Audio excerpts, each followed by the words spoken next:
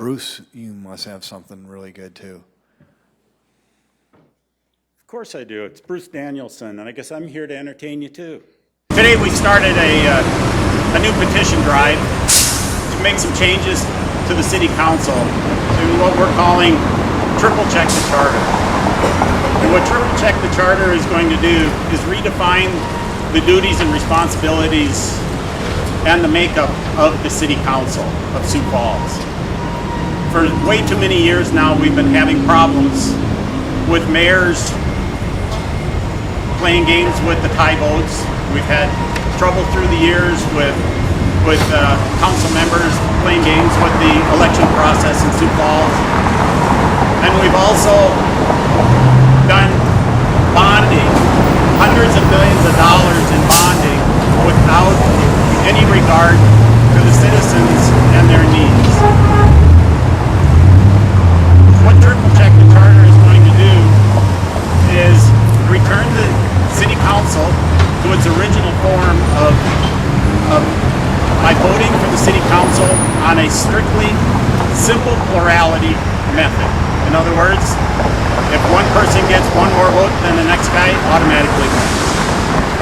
Doesn't matter how many people are in the race.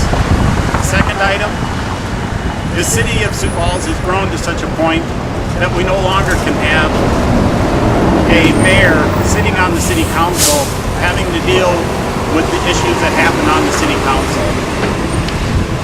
What our group has done is we are removing the mayor from the City Council and the tie-breaking vote, so that if an issue were to result in a tie, it would automatically be blocked, stopped, and they could bring it back in the next meeting with their reconsideration possibility, and it's already in charter and Robert's rules.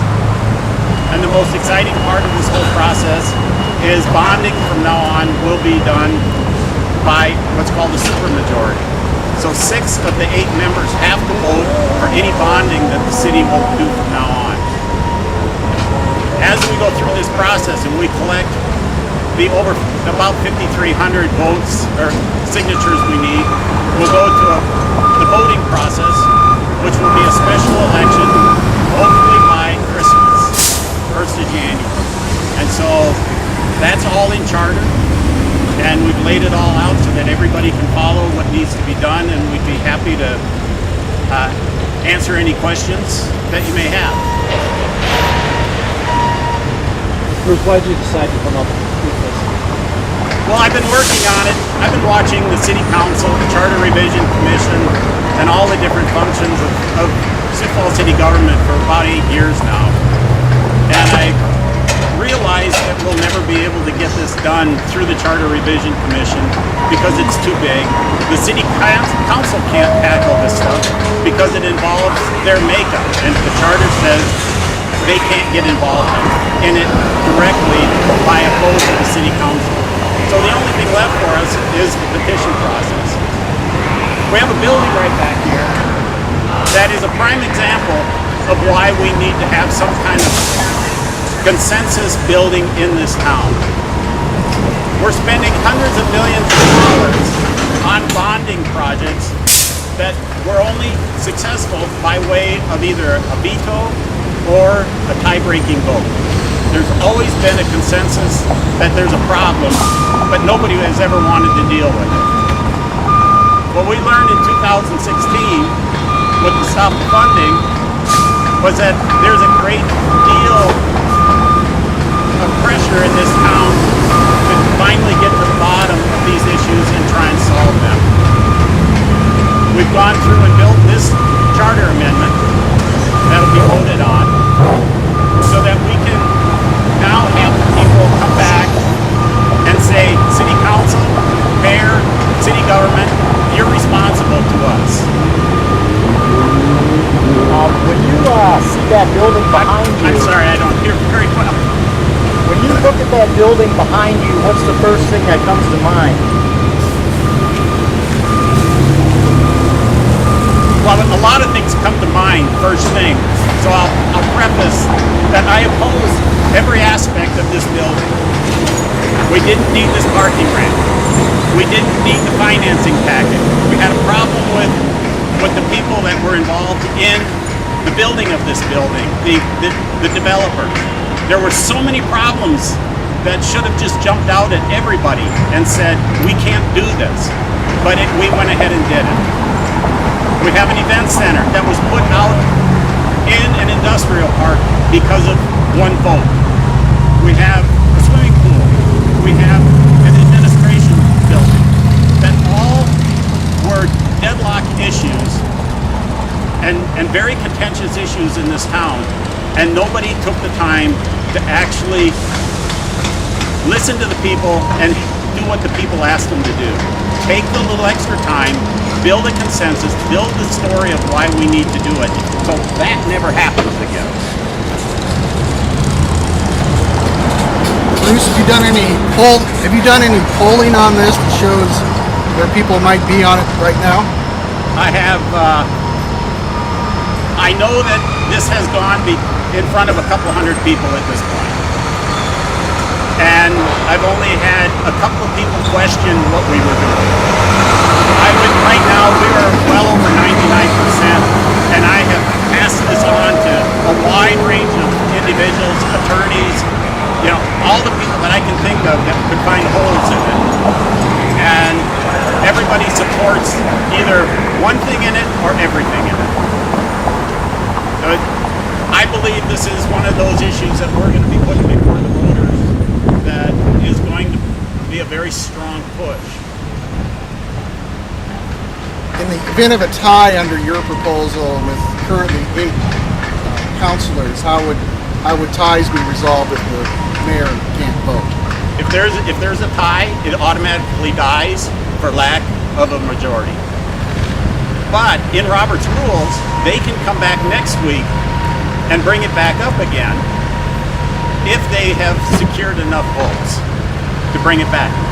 And we have a prime example just a couple months ago of where we were able to see what consensus does in a very good way. Lifescape needed a parking lot, and they went to the city and asked the city to vacate the street. Well, what happened was they could only get 5 of the 8 members, which is a simple majority. It turned around that by the third time it came back to the city council to get a resolution, they were able to build a consensus, and they got an 8-0 vote on that parking lot. That's what consensus building does. We didn't lose a street, we still kept it available to the neighborhood, and we were able to make the system work for everybody. Chris, do you ever think, though, that not every issue is going to be that simple? Where it's going to maybe prolong and drag out because people aren't going to change their minds? Well, if that's the case, and that's the way, actually, if you look at the length of time that was involved with the Lifescape issue, that was about 6 months it took to build a consensus and to come up with, that's a really good idea. And you know who came up with a good idea? Was one of the neighbors. And the neighbors worked together and figured out a way to give Lifescape what they needed and solve that problem for all of them. But it was everybody working together, and that's what this does. So Bruce, democracy is not necessarily a consensus. Elections have consequences. If we had a consensus about who would our mayor be, or who would our governor be, or who would our senator be, that's not how the system works. Why should the city council work that way? You got the votes, you win. There's only one election in South Dakota. The citizens of Sioux Falls only have one election when this is done where they will need a majority, and that's mayor. It was simple plurality, and all we're doing is going back to simple plurality as Joe Kirby, Dale Froland, and the other writers of our charter had intended it to be. Do you have problems with any of the projects that passed prior to Mayor? I'm sorry, I can't. Yeah. Do you have any problems with projects that passed prior to Mayor Huther? So like under, mayors would have been Hanson and Munson. I went back and I have the 115 tiebreaker votes that have been cast by all 4 mayors. And some of them I had forgotten about. But when I looked at each one of those, and I'll supply you with a list here very shortly of all of those votes, you can find in there where had they taken the time to actually properly lay out what needed to be done, they would have come with a solution. And I'm not worried about democracy. Democracy is messy, and I love messy. You know, that's just what we have, that's what we are, and I don't see any problem with it.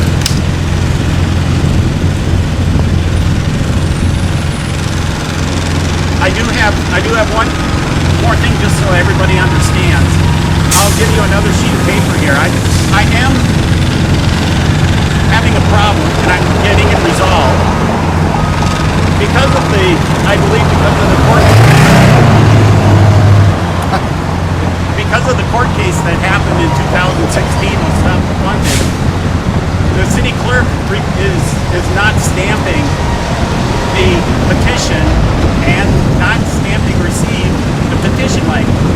I have been involved in petition gathering since 1972, and I have never had any election official, refuse to stamp receive on the form so that nobody can doctor the form once it's starting to get passed. There's a safety valve in here.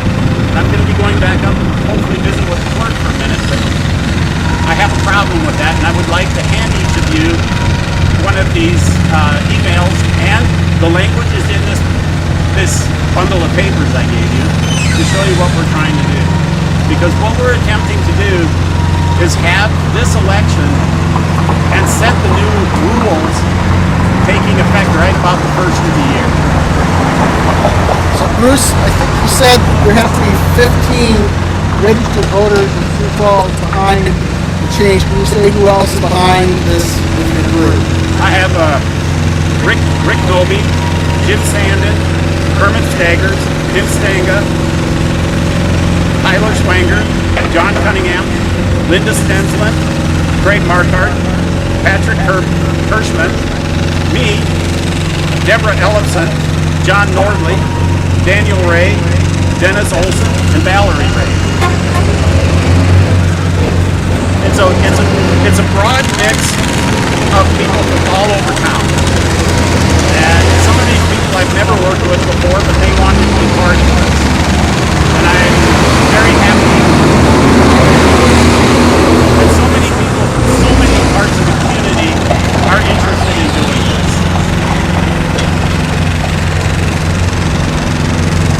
Is there any other questions?